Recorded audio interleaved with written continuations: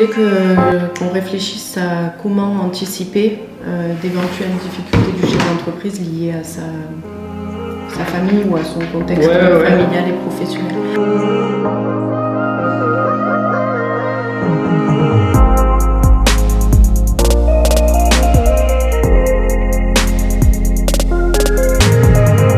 Alors en fait, il faut partir du postulat que quand on crée une entreprise, on crée un patrimoine. Et quand on crée un patrimoine, on crée de nouveaux droits pour de nouveaux bénéficiaires. Donc il faut anticiper les droits qui s'ouvriront lors de la survenance d'un événement. Ça peut être un mariage, un décès, un divorce, une naissance. Et du coup, tous ces événements ont un impact sur le patrimoine du chef d'entreprise. D'accord. Donc c'est à partir de ce postulat qu'on doit réfléchir la création d'entreprise.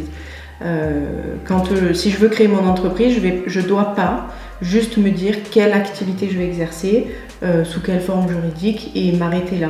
Éventuellement me dire avec qui je vais le faire.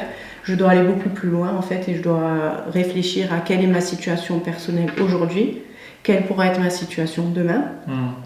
Comment je veux amener mon entreprise, quel développement je veux lui donner. Et en fonction de déjà les informations que j'ai au jour où je crée ma société, je peux anticiper certains événements.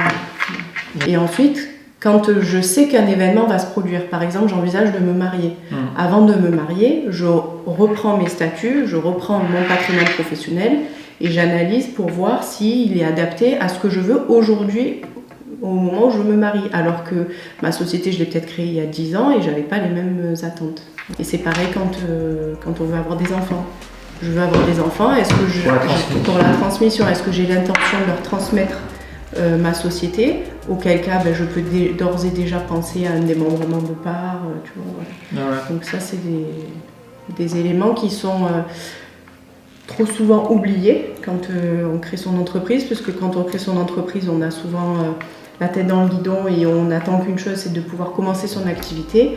Et au moment où l'événement survient et affecte les droits patrimoniaux, c'est souvent trop tard en fait. C'est là qu'on se rend compte qu'on avance.